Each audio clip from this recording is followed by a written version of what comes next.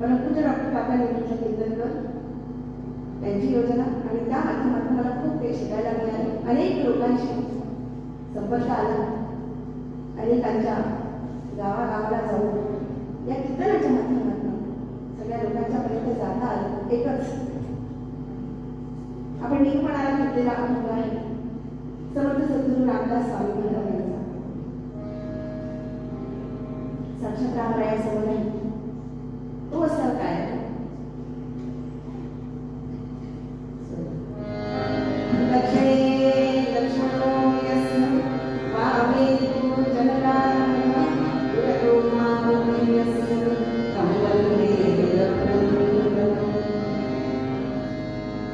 हे सगळे संगीत असल्यामुळे आणि समर्थ म्हणतात त्याप्रमाणे समर्थ कशाने का आपल्या सगळ्यांना माहिती आहे. इतकं ठामपणे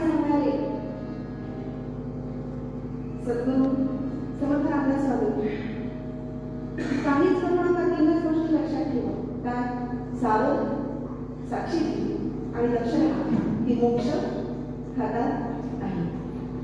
हा मोक्ष ज्याने आपल्याला हातामध्ये गेलेला रोकडा ते संत आणि सद्गुरू आमच्या कल्याणाची सोय कायम करत असतात. त्यासाठी ते त्यांच्या वाङ्मयात त्यांच्या काव्यात आम्हाला कायम मार्गदर्शन करतात. आपण असं म्हणू शकत नाही मगाशी म्हटल्याप्रमाणे माझी काय आळी वाणी वेळी येणार तरी मी आहे जगजीवनी निरंतर. मी निरंतर आहे, अखंड तुझ्या पाठीशी आहे. नव्हे मग त्यामुळे पुढे जाऊन म्हणतात मागे पुढे उभा राहे सांभाळे आलीला आधार निवारायला. इतकं त्यांनी जर आपल्याला ग्वाही दिली आहे तर पुढची चिंता आपण कशाला करायची? आपण फक्त चिंतन करायचं. चिंता करणारा तो आहे. चिंता करायची जबाबदारी त्याच्यावरती देऊन टाकली की आपल्याला चिंतनाला वेळ मोकळा नाही तर वेळ नाही म्हणून म्हणतो. मग किती वेळ देतो बघा चिंतेला जर आम्ही त्यांना वेळ दिला झाला ना की त्या तो सगळं करतोय. हा भाव मग अशी सुंदर व्याख्या मुक्तादेवी आणि सगळ्याच आपल्या आचार्याने सांगितली. भाव म्हणजे काय? त्याचा अभावच नाही आहे. जो कायम आहेच तो नाही अशी एकही जागा नाही. गीता भावया राघवे वीर नाही. तो सगळीकडेच आहे.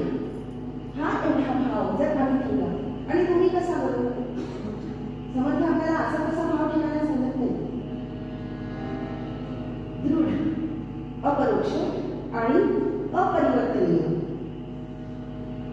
नाहीतर कायम आमचं कसं असतं अदृढ. देव असेल की नाही, तो माझी चिंता वाढील की नाही, मी त्याला शरण केलं तर त्याला काही द्यावं लागेल का? समर्थांचे इथे आल्यानंतर काय द्यावं लागतं? आत्मारामामध्ये समर्थांनी फार छान सांगितले अरे तुझ्याजवळ जे काही सगळं नाश पावणार आहे ना ते तू मला सगळं देऊन टाक. ते दिलं त्याला की मग आमचं काम संपलं. बाकी काम कोणाचं सुरू होतं? त्यांचं सुरू होतं. परंतु आमच्या मनामध्ये कायम भाव कसा आहे? अदृढ आहे. दृढच नाहीये. त्याला दृढता नाहीये, खात्री नाहीये, निश्चिंती नाहीये, संशय आहे. आणि संशय जरी होऊन जगणे म्हणजे जीवन. जोपर्यंत हा भाव दृढ होणार नाही तोपर्यंत ती जीवनमुक्ती कशी प्राप्त होईल आम्हाला? नाही तर समर्थ आम्हाला फार छान म्हणतात. काय म्हणतात? समर्थांचं एक एक वाक्य लक्षात ठेवलं ना आपण किंवा आपल्याला काय आपण कल्पनाच नाही करू शकत की इथे आल्यानंतर मी तरलो आता उद्धवलो गुरुकृपे. तो भाव समर्थांचा लक्षात ठेवायचा. आम्हाला समर्थ असं का म्हणतात? कारण आम्ही कोणाला करत चांगला नाही आहे शब्द पण सगळा करंट म्हणून घेऊ हे ज्याला आवडतं नाही तोच खरा समर्थ भक्त किंवा त्याचाच खरा भाव दृढ झालेला असतो. आम्ही सगळे कसे आहोत? माफ करा तुम्ही नाही. आमचा सगळा भाव कसा आहे की आपण म्हणतो हो तो सर्वसत्ताधीश आहे, कर्ता आहे, कर्ता आहे, सर्वज्ञ आहे, समांतर्यामी आहे, निर्गुण आहे, निराकार आहे, निरवधी आहे, निरवय आहे, सगुण आहे, साकार आहे, किती किती त्याला अनंत आहे, अनादि आहे. हे सगळं त्याला त्याच्या त्या स्वरूपाबद्दल आपण कायम म्हणत असतो. तो असा असा असा असा असा असा आहे हे सगळं बोलत असतो. पण कुठेतरी किंचित एवढीशी स्वतःबद्दल आम्हाला खात्री नाहीये. ती रामायाबद्दल म्हणत नाहीये, समर्थांबद्दल म्हणत नाहीये, आमची आम्हाला खात्री नाहीये. म्हणून भाव कसा आहे? अदृढ आहे. मी एक छोटासा दृष्टांत सांगते आणि पुढे जाते. छोटासा दृष्टांत आहे बघा. भाव तो भाव निर्माण होण्यासाठी वेदांत तत्वज्ञान आपण कितीही ग्रहण केलं तरी तो भाव निर्माण होईलच असं नाही. ते ग्रहण करून सांगू लोकांना इथपर्यंत ठीक आहे पण आत मुरणे रुजणे आपल्याला म्हणतात की ते रुजलं पाहिजे.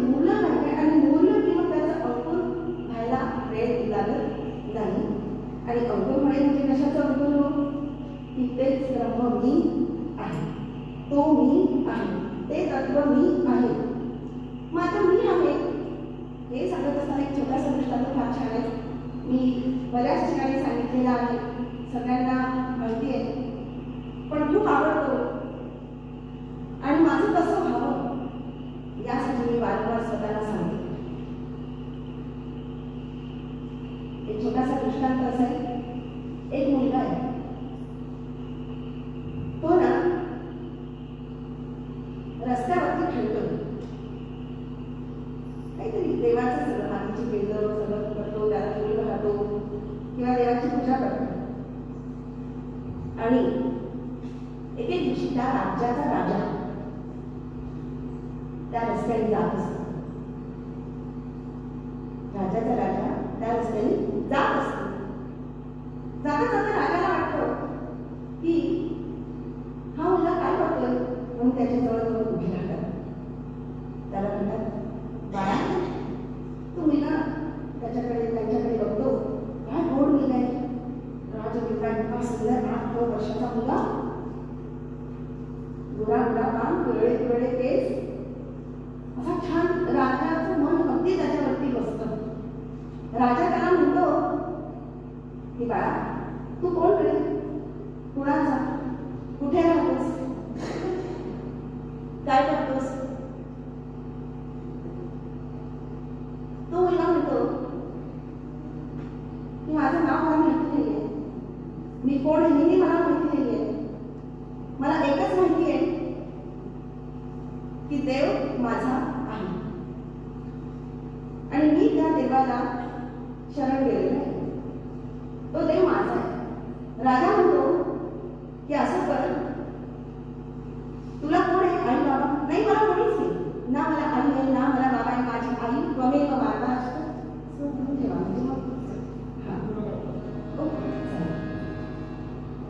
त्वमेव माताश्च पिता त्वमेव, त्वमेव बन्धुः सखा त्वमेव, त्वमेव विद्या द्रविणं त्वमेव, त्वमेव सर्वं त्वमेव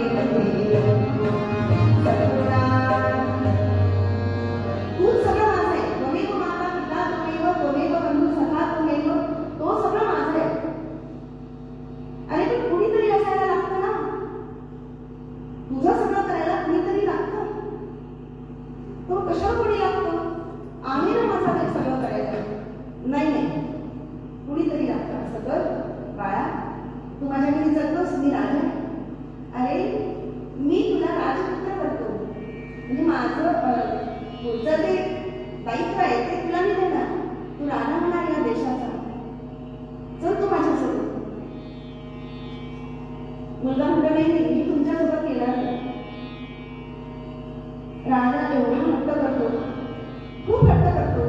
शेवटी मुलगा म्हणतो ठीक आहे, तुम्ही म्हणता ना, मग मी येतो तुमच्यासोबत. तेव्हा मुलगा म्हणाला, हा हुशार आहे ना मुलगा, आपल्यासारखा नाही आहे, म्हणजे माझ्यासारखा नाही आहे. तो म्हणतो मी येणार तुमच्यासोबत, पण माझी ती अटी आहे.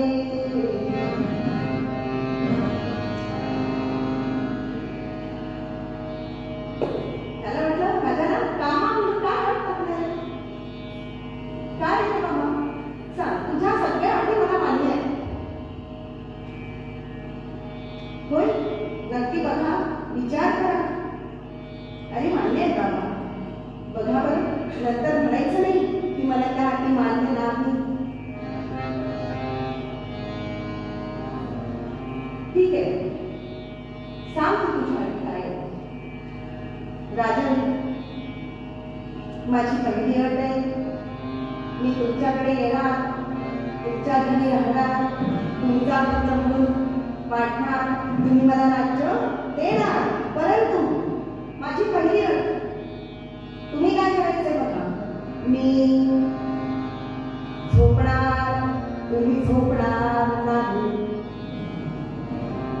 काय सांगितलं, मी झोपणार, तुम्ही काही वेळाच की काय, झोपणार नाही म्हणजे काय, तू झोपणार आणि मी झोपणार नाही, मग तुम्ही जाणार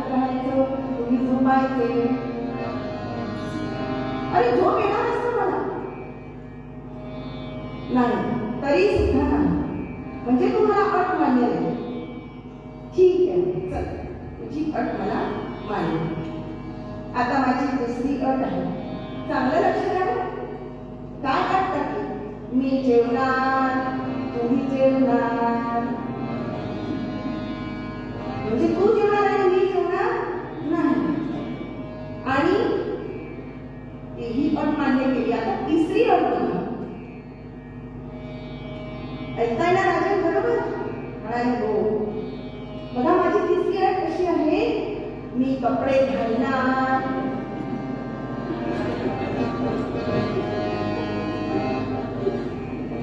तुम्ही कपडे घालायचे नाही.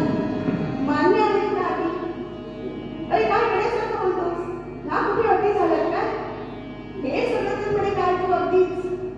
मी राजा आहे, मी कपडे नाही घातले तर कसं चालेल? मी झोपलो नाही तर चालणार नाही आणि जेवलो नाही तर चालणार नाही.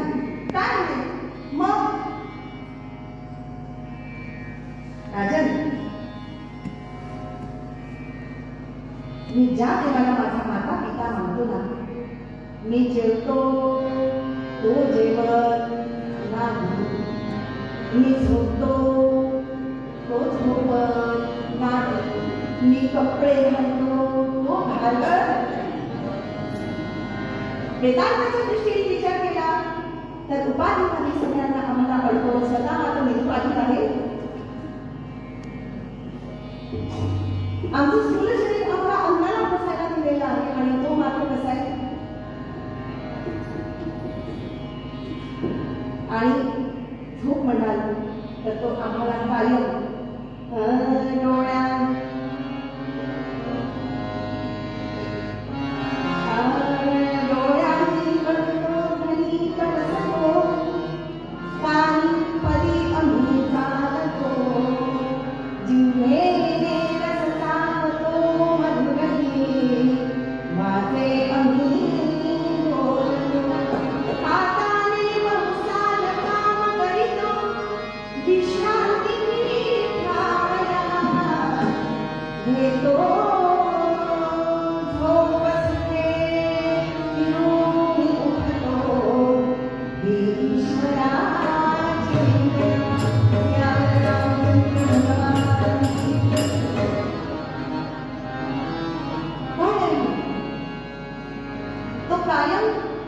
जागृती स्वप्न सुषुप्ती कुणाला आहे? त्याला काहीच नाही. तो कायम कसा आहे आहे आहे आणि आहे हा भाव दृढ झाला. तो मी झोपतो तेव्हाही आहे, जेवतो तेव्हाही आहे, उठतो तेव्हाही आहे, बसतो तेव्हाही आहे, येतो देतो दातो येतो खातो पितो. हे मी सगळं करत असताना माझी दैनंदिनी तो कायम कसा आहे माझ्या सोबत आहे. आणि मला हे सगळं देऊन स्वतः मात्र कसा आहे साक्षी रूपाने अंतर्यामी फलक हे सगळं तो साक्षी असणारा भगवंत जोपर्यंत आम्ही जाणणार नाही, त्याबद्दलचा दृढ भाव होणार नाही, तोपर्यंत हरी सन्निधीची त्याला होणार. हरी संगीत आहे माझ्या जवळ आहे. कसं काही लोकांच्या घरी येतो नाही. माऊली फार छान सांगतात देवाची वाणी भाषण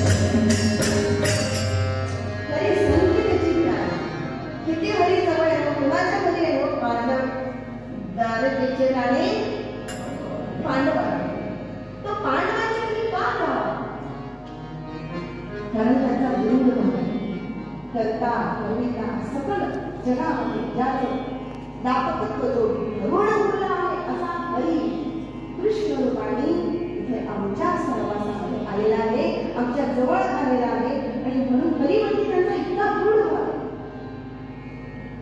आणि तो कुणाला भेटतो, कारण अखंड त्याच्याबद्दल त्याचं अनुसंधान आहे, अखंड नामस्मरण आहे. त्याच्या हरिमुखे म्हणा, हरिमुखे म्हणा, पुण्याची म्हणा, हरिगुणा येता हरिगुणा जाता, हरिगुणा येता हरिगुणा येता. या सगळं काम करतात काय, अहो येता जाता उठून बसता कार्य करिता कदा येता घेता कदैवता व्यासनिता हरिदारी शय्येवर रटिस्नाचे अवसरी समस्तांची लज्जा करी भगवचिंतन गोपाल कोणाकोणाकडे बदल असेल तर मोठमोठे जोरात जयजयकार करायचे. जय जय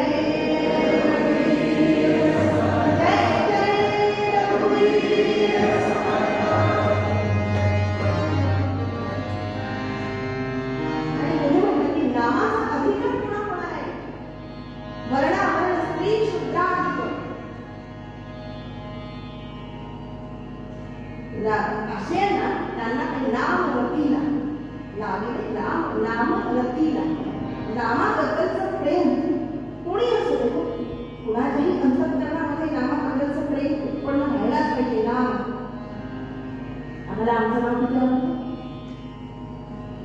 बरोबर आहे ना? किती आवडतं सविता खरडे, खूप आनंद होतो मला. आणि चुकून कोणीतरी सविता म्हटलं, एक माझं नाव सविता सविता, त्या लोकांचं नाम आम्ही जेव्हा घेऊ ते नाम त्या कसं किती प्रिय, किती प्रिय. बाकी कोणाचीच कशाचीच गरज नाही, एका नामाची गरज आहे. या देवाला नाम आहे, त्या देवाच्या बद्दल एवढा आम्हाला काय आसक्ती आहे.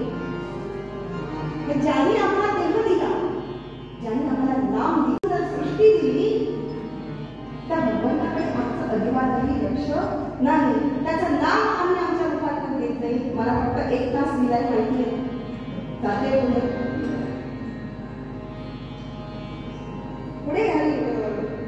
स्वामी म्हणतात, समर्थ रामदास स्वामी म्हणतात की प्रेम पुढे हरी कीर्तनी नाच.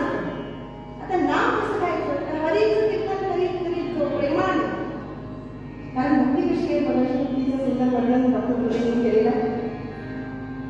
आणि मुक्ताताईंनी तर त्याच्या सुंदर आपल्याला सांगितलं की हरी कीर्तनी नाच. नाचणे म्हणजे काय, अखंड चिंतन करणे त्याच्याबद्दल, अखंड त्याचं नामस्मरण करणे, त्याच्याबद्दलचा विचार करणे. आणि ते करण्यासाठी मात्र विवेक बाळगणे. आणि विवेक करत असताना आम्हाला कुठे नाचायचं आहे, इथे आलेले कोणी कुठेही नाचत नाही. मी एकदा कॉलेजमध्ये गंमत सांगते, थोडं बरं वाटलं होतं. एका कॉलेजमधनं परत येत होते, खूप वर्ष झाली त्या गोष्टीला. आणि कॉलेजमधनं परत येत असताना दुर्गादेवींचं विसर्जन सुरू होतं. एके ठिकाणी एका चौकामध्ये एका महिलांचा ग्रुप होता. आणि त्या महिलांच्या ग्रुपने छोटीशी देवी मांडली होती आणि तिला निवडत विसर्जनासाठी घेऊन जाते.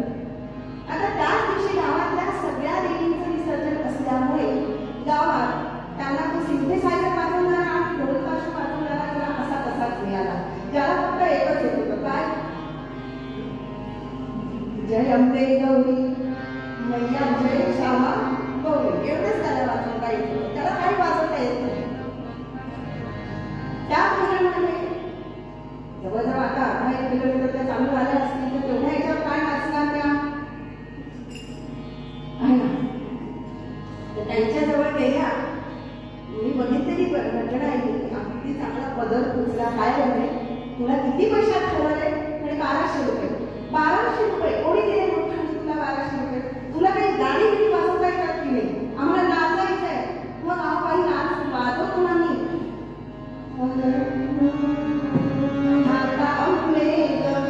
जगदंबे देवाला मांडी तुझ्या नावाचा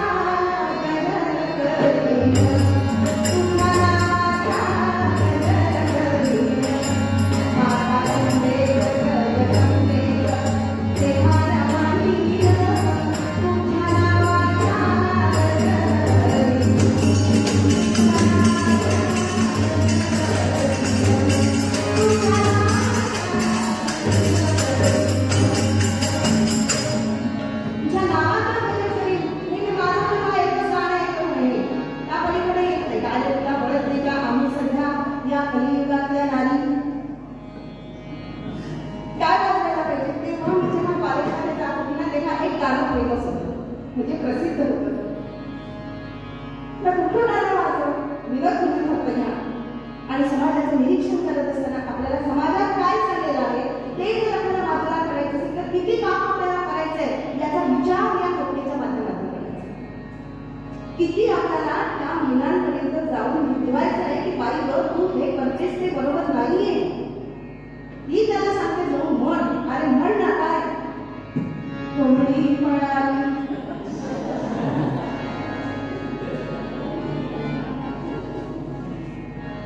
नाहीतर म्हणे ते नसेल तर काय शांताबाई आता कांताबाई आणि मध्ये मला कोणीतरी काहीतरी सांगितलं परत काहीतरी आलं माहिती काय विचारलं. समाज असा नीतीभ्रष्ट होत चाललाय.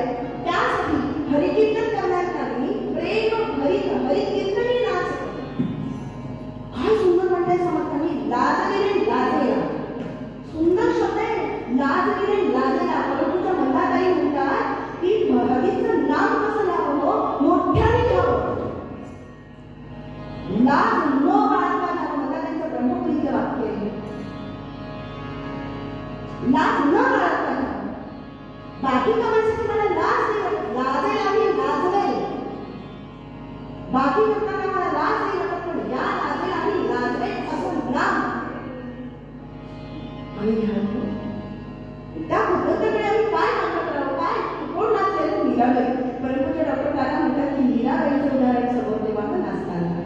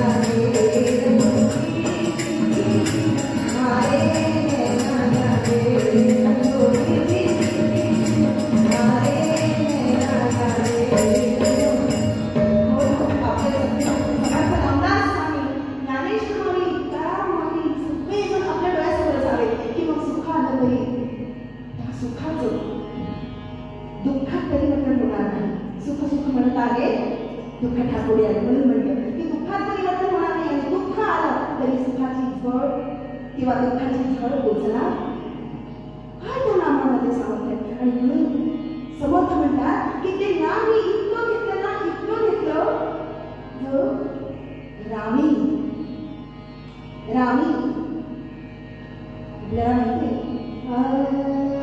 रामाई दास दोघे पकडले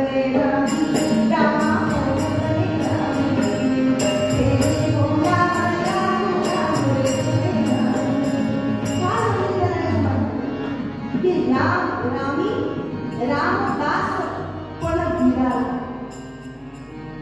है ना. ते म्हणतात की रामी ला मी दास आहे रामाचा याचा सुद्धा अर्थ काढलेला नाही.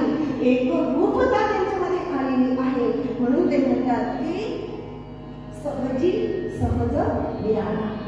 सहजी सहज. काही करावं लागलं का? नाही, काही करावं लागलं नाही. काही सांगावे लागत नाही, काही अंधारे लागत नाही. किती सोपं संत आपल्याला करून टाकतात. हा सहज भाव संत रूपात आपल्याजवळ ग्रंथ रूपाने आहे. संत ग्रंथ म्हणजे संत. संताला जर बघायचं असेल तर ते ग्रंथ हातात घ्यावे मस्तकावर, म्हणून आपण त्याला धारण करतो.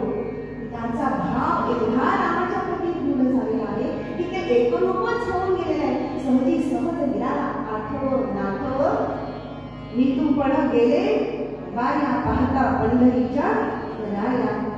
असा हा अभंग आपण निरूपणाला घेतला. वेळेच्या अभावी जे काही सोडवण्याचा प्रयत्न केलेला आहे तो रामरायाला आणि समर्थांना अर्पण करते. आणि छोटस समर्थांचं सहज भाव त्याचा कसा झाला आणि समर्थांनी कशा पद्धतीने आपल्याला हे सगळं करायचं छोटस आख्यान आपण ऐकूया.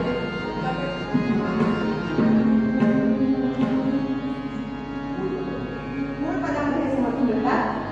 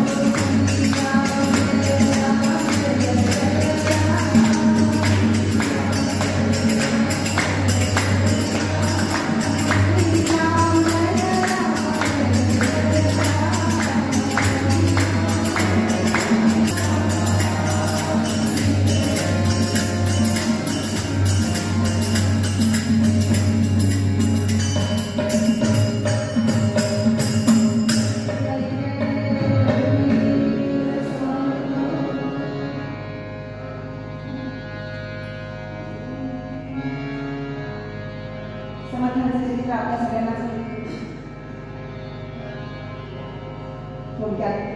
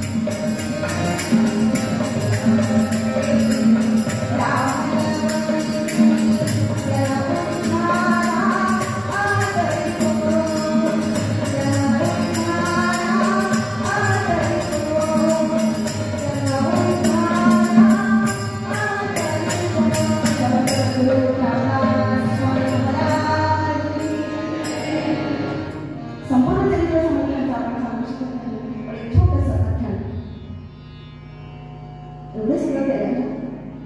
12 वर्ष बालपण गेले, 12 वर्ष काकडी केली, गोदा केली, तपश्चर्या केली, पुरस्चरण आणि तेरापती रामनामाचं जप गायत्री पुरस्चरण करून आता काय करायचं. समर्थ म्हणतात की त्याप्रमाणे ते म्हणतात नाही, आधी करतात आणि मग सांगतात. आधी केलंय आणि मग सांगितलं. आधी करायचं. छोटासा प्रसंग सांगतो. आम्हा सगळ्यांना हे सगळं केल्यानंतर गोमयाचा माणूस स्थापन केला, उद्धवाला तिथे ठेवलं. 12 वर्ष बालपण, 12 वर्ष तपश्चर्या आणि पुढचे 12 वर्ष निश्चित आहे, ठरलेलं आहे. हे तर आम्हाला कळलं म्हणून सांगत होतो. आम्हाला जमलं म्हणून लोक पण आम्हाला लोकांनी मानावं, पदप्रतिष्ठा, यशस्वी, कीर्ती, ऐश्वर्य हे सगळं आम्हाला मिळावं म्हणून आजच्या काळामध्ये आपण सगळं शिकून समाजामध्ये काय काय चाललंय.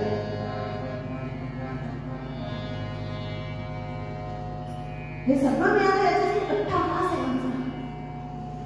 समर्थांनी केलेला अट्टाहास वेगळा आहे. समर्थ लिहावे त्यानंतर नाना तिथे हा तीर्थक्षेत्र आहे ना म्हणून आख्यान पावन तीर्थक्षेत्र आहे. कुणी तर करणार नाही, इथे कुणी आलं ना. आमच्याकडे सर संघाचं काम करतात, ते मला नेहमी सांगतात की आमच्या संघाचा एक नियम आहे, तो कोणी येऊ कसाही येऊ त्याला स्वीकारले. इथे कुणीही आला कसाही आला तरी तो कुणीच झाल्याशिवाय राहणार नाही. इतकं पावन क्षेत्र आहे. आणि त्यासाठी तीर्थक्षेत्र आहे ना. तिथे तिथे निर्मला ब्रह्मवृंदे वृंदे वृंदे तत्वचिंता वादे वादे जायते तत्वबोधा बोधे बोधे भासते चंद्रचूडा. तीर्थ काय होतं, हे काय सुरू आहे. तत्वचिंता सुरू आहे, बोध सुरू आहे. आणि या बोधाने काय मिळाले आपल्याला. साक्षात भगवंताची प्राप्ती. म्हणून समर्थांनी तीर्थाटन केलं. आजचं आमचं तीर्थाटन कशासाठी. पुण्यप्राप्ती व्हावी, पुण्य मिळावं. आता बघा कोविड नंतर सुसाट वेगात कळायला लागले लोकांची. कोविडनी शहाणे व्हायचे सगळे आम्ही, तर आम्ही सगळे शहाणे नाही. समर्थ म्हणतात त्याला पढत. हा छान आपल्याला उपाधी दिलेली समर्थांनी. पढत बोलतो. तीर्थाला जातात कशासाठी. परवाच्या एका मित्रामध्ये मी सांगितलं की तीर्थाला जायचं तर कशासाठी. स्टेटस. आणि नुसतं स्टेटस साठी काय करत. ठिकठिकाणी जागोजागी वॉटर पार्क जाताना रस्त्यात तीर्थ हे ध्येय आहे, लक्ष आहे. पण रस्त्याचे वॉटर पार्क आहे तर लांडे कपडे घालतो. मी अशी बोलली ना तर आमच्याकडे विवेकला राग आला. काय म्हणतात म्हणलं मी थोडीच लागलो, तुम्ही कपडे घाला. आणि सगळ्यात चांगला फोटो, सगळ्यात जास्त स्टेटस कुणाचा नाही आणि जास्तीत जास्त लोकांपर्यंत. पण बाकीचं सगळं होतं ना. त्या निमित्ताने का महिना जातात एवढं ठीक आहे. त्या निमित्ताने का महिना जातात एवढं आपण बरं मानायचं. पण खरा देव जाण्यासाठी जातात का. पुण्य मिळतं ना आम्ही बरं. ते आमच्याकडे फार प्रथा इकडे मला माहिती नाही बरं का. कारण आमच्या विदर्भातले लोक फार अगदी काय दानी आहेत. म्हणजे कसं तीर्थाला जाऊन ते मागून केलं पाहिजे. 1000 लोकांचे हात धुतले पाहिजे, तेवढे लोक ठेवले पाहिजे. तीर्थात काय बघितलं तुम्ही, देवाला काय बघितलं बघितलं तर आता मगाशी पण विषय झाला, काय म्हटलं आपण, माझ्या मुलीचं लग्न करून या सगळ्या गोष्टी. पण समर्थांनी जे काही केलेलं आहे ना ते पुण्य प्राप्तीसाठी केलेलं नाही. पुण्य प्राप्तीसाठी करावं आम्ही कोण, हे साक्षात पुण्यवंतच आहे, प्रश्नच नाही त्यांच्याबद्दल, अवतरितच आहे, साक्षात भगवंताचा अवतार आहे. आणि ते अवतरित म्हणून आम्हाला मार्गदर्शन करतात आहे, सांगतात आहे की कशासाठी तीर्थाटन करायचं.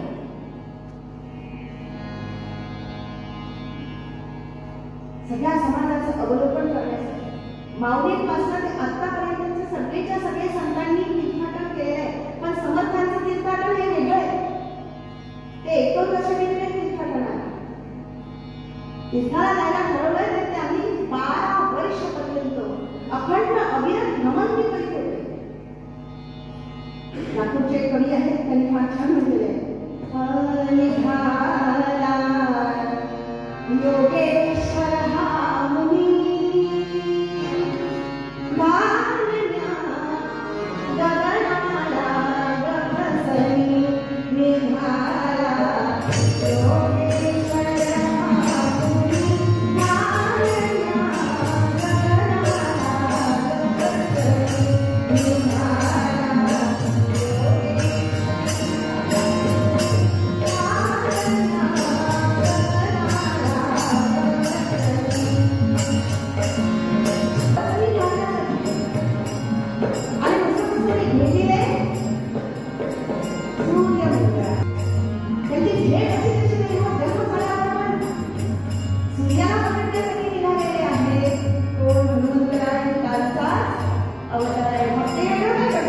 गगसनी निघाला.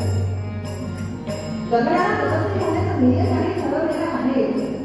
तू झणझणवली महिला आणि बरी तिची वाटे आता समाधीने ते सांगितले, ते समर्थांनी आपल्या तीर्थन घेऊन दाखवले आणि निघाले तीर्थक्षेत्रामध्ये जाताना जाताना कित्येक ठिकाणी थांबले असतील, कित्येक परिस्थितीचं अवलोकन केलं असेल. समाजात कसे लोक आहेत, कोण येतात, कुणाचं आक्रमण सुरू आहे, काय कशा कशा त्यांनी चित्र बघितले असेल आपल्याला दृष्टीद्वारे.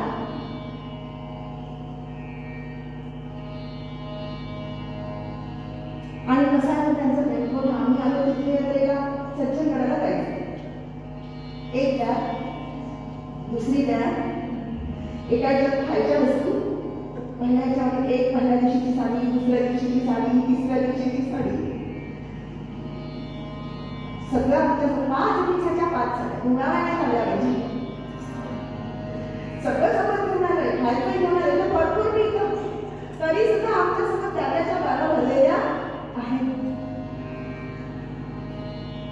आणि झोपायसाठी इथे सगळं आहे, कॉट पण व्यवस्था कॉटची पण झाली आहे. आता देवीची आहे तिथे आमच्यासाठी सगळी व्यवस्था केलेली आहे. पण आम्ही येताना काय, एक शॉप पण हवी आहे, अंतराला पण हवाय. आणि त्यांनी काय केले, सुषुप्ती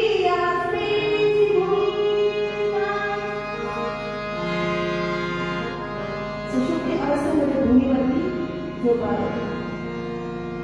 ते म्हणतात की उसे राम पादा स्मरणीय दिशांचा महापट्टतो बांधरावा. आणि पुढे म्हणतात सीता कारणे वनी. याचा असेल हंडी वाजली ना शेवटी भेटतात. झोप आली तर भूमीवर झोपा, उसे लागत असेल तर राम पाद माझ्या पाठी विश्रांती. स्मरण काय स्मरण करून देतात त्यांच्याबद्दलचं वर्णन जे केलेलं आहे ना. आणि जाताना कोण सोबत आहे, कोणी सोबत नाही. आम्हाला मला सगळ्यांनी बरेच जणांनी विचारलं, काय ताई तुम्ही कोणासोबत आला, एकटे आहात. समर्थांना कोणी विचारलं असेल, कोणीच ओळखीचं नाही, हो कोणी परिचित नाही आहे, निघाले एकटेच. पण कोण सोबत आहे, राम, लक्ष्मण, सीता माता आणि सोबत कुठे खाली सोबत आहे आणि रंजन करायला म्हणजे लागतं ना आम्हाला. कालचं गायन झालं, आता कीर्तन झालं, कोणीतरी लागतं. तुकारामांनी हा सुरेख वर्णन केलेलं आहे. रंजन कोण करतो आमचं? वृक्षावल्ली आम्हा सोय रे वनचरे, वृक्षावल्ली आम्हा सोय रे वनचरे, पक्षी सुस्वरे आळी, वृक्षावल्ली आम्हा सोय रे वनचरे, वृक्षावल्ली आम्हा सोय रे वनचरे.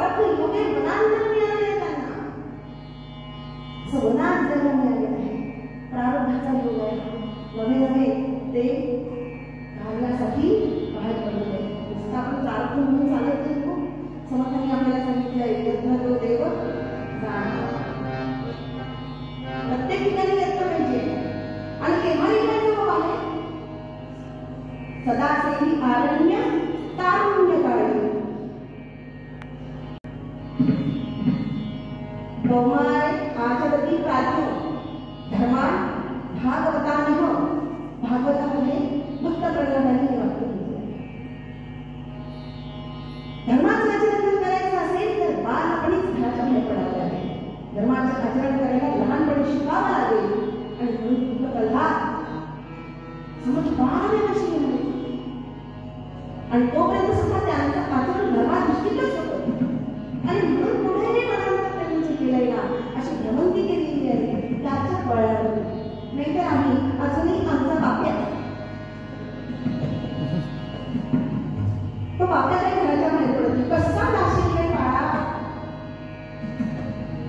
एक आई आपल्या मुलाला मोबाईल घेऊन देतात आणि मोबाईल घेऊन आणि कंटाळली शेवटी कारण त्या भांडणाचा दाखवला रिचार्ज हाल मोबाईल मध्ये नंतर बघ आम्ही मार्केटला गेलो अक्षरशः भांडण सुरू होतं आईचा आणि मुलाचा 2-4 तास मागतो होतं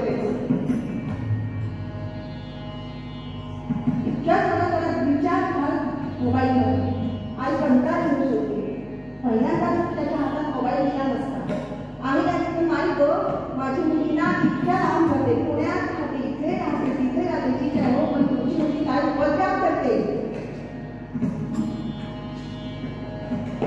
मुलगा काय उपद्रव करतो ती छोटंच 6 महिन्याचा उष्टावून झालं झालं त्याच्या आधीच अगदी 1 महिन्याचं तरी नाही त्याला काय मोबाईल इतका छान वाटतो ना तो बघतो आजीशी बोलतो ओळखतो तेवढा आवाज आजीचा काय आम्हाला ग्रेटनेस काय आमची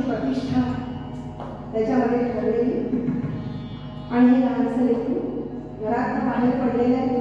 कोणी नाही त्याच्यासोबत 12 वर्ष तपश्चर्या करताना एकटा आहे. आणि आता सुद्धा मनात निघाला तेव्हा सुद्धा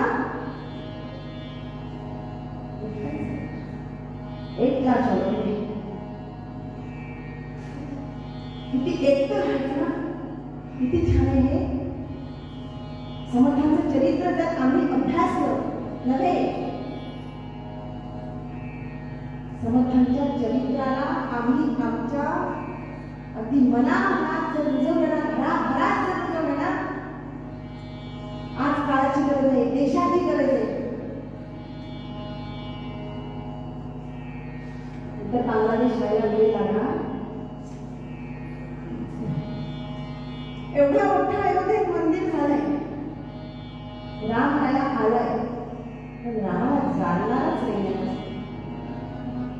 खरा राम काय जाणणारच नाही. हातात जंगली खूप उड्या मारणारी मुलं, हातात धुळं घेऊन डीजे बटवी काय पाहिजे फक्त त्यांना.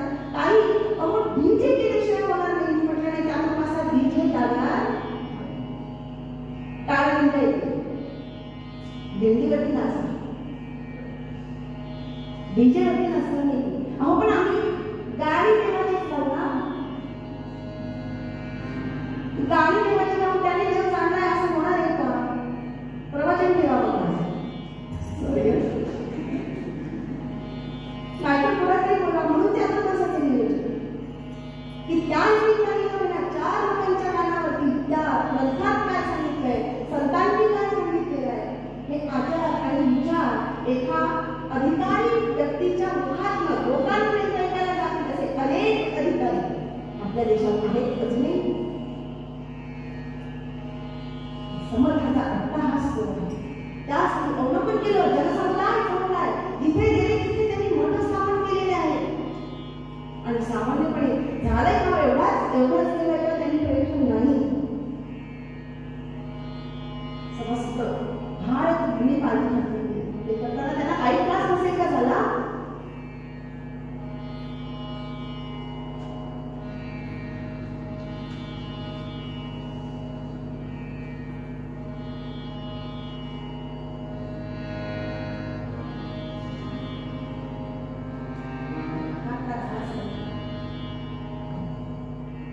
शिखर आहे, मोठे मोठे पर्वत आहेत.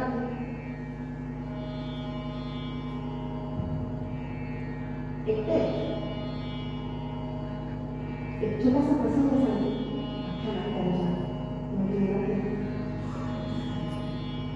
बोलण्याच्या गोष्टी फार सोप्या आहेत, सोपं नाही.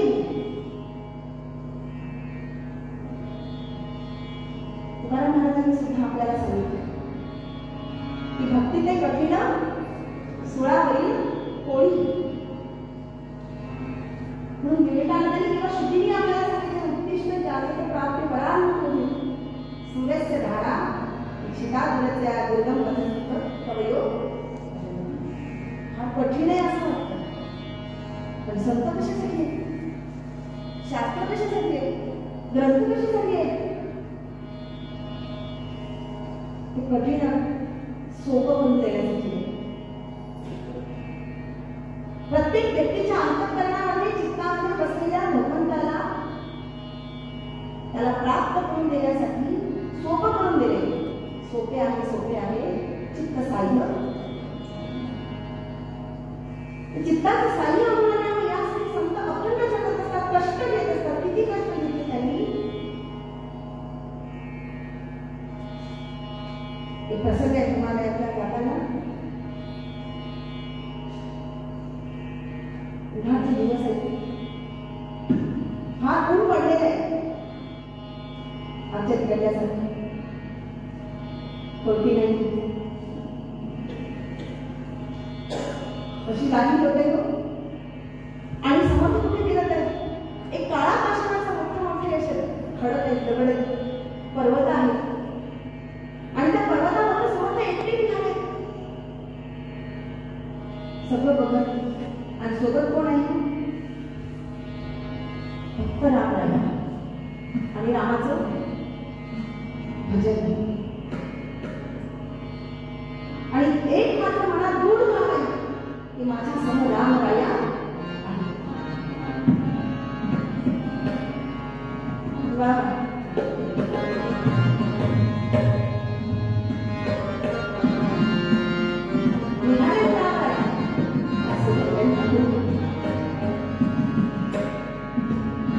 वरून जणू काही ज्वाळा निघतात आहे, अग्नीच्या ज्वाळा तुम्ही कोसळतात. खायला पोटात आतापर्यंत काय खातात आहे? कंद, मुळं, फळं जी मिळाली ती कधी मिळाली असेल कधी नाही. आणि तो प्रवास करत असताना भर दुपारची वेळ आहे. हा वेळ झाल्यातून अगदी आता कमी करते. झोप येत आहे सगळ्यांना. आकाशाच्या दगडांनी खालून टाकलेला खडक आणि वरून नाही. अशी परिस्थिती आहे की चारी बाजूला जी वनसंपदा आहे ती सुद्धा निष्पन्न झालेली आहे. वाळलेली झाडे सगळीकडे आणि समोर इथे चालले. तुकाराम महाराज म्हणतात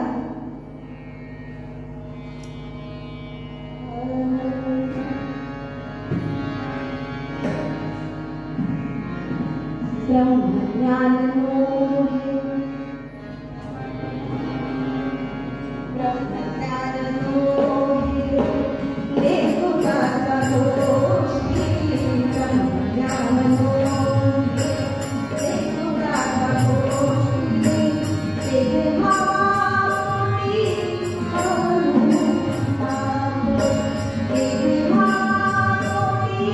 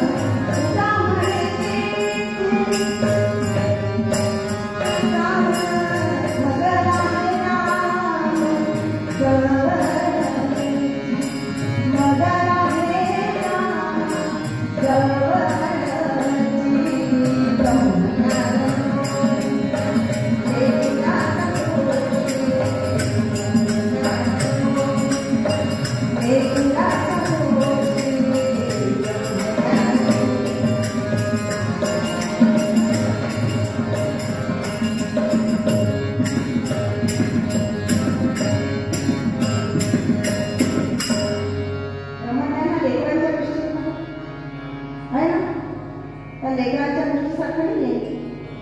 लेकरांच्या गोष्टी कशा असतात माहिती आहे आपल्याला सगळ्यांना. त्या मायेचा मसाला कसाच आहे. ब्रह्माचा मसाला वेगळा आहे. मायेचा मसाला कसा आहे? धातुकलीच्या खेळामध्ये राजा कुणाली अर्धावरती दाखवली रंगली. मला तिथे तीनदाच कीर्तन करायची सवय आहे. आमच्या तिकडे खेळत ताई आणखी ऐकायचं वाटतं. आणखी ऐकायचं वाटतं.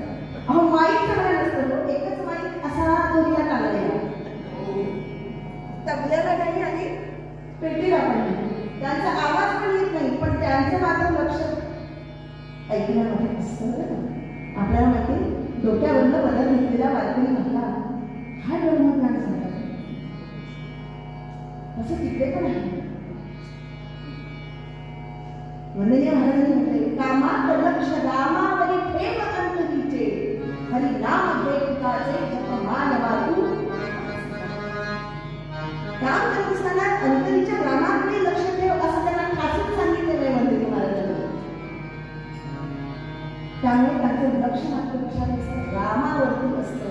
त्यामुळे ऐकावं वाटतं ना, एवढं 3 तास कीर्तन झालं त्यांना चिंता नसते झोपेची.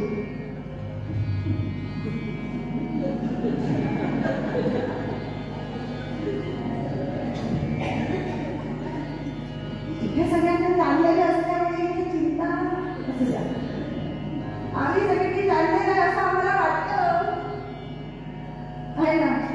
ब्रह्मज्ञान दोन्ही लेकराच्या गोष्टी अनुताप असल्याशिवाय काही होऊ शकत नाही. समर्थ आहे तो ऊन आहे, भूक लागली, तहान लागली, क्षुधा तृषा खूप वर्णन केलं मेरे स्वामींनी. समर्थांचं चरित्र लिहिलं सगळ्या त्या चरित्रामध्ये आपल्याला लक्षात येतं मोठं समर्थांचं काव्य असू द्या किंवा समर्थांबद्दल जे काव्य लिहिलं गेलेलं आहे त्याबद्दल इथे असू द्या. काय क्षुधा कृष्णेनी फक्त झालेलं आहे, म्हणून आम्ही उठतंय सूर्य आणि समर्थांना गोळ येते तेव्हा मनात मात्र कोण आठवते का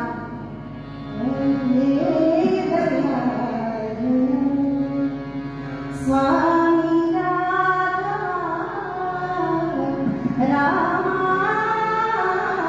हे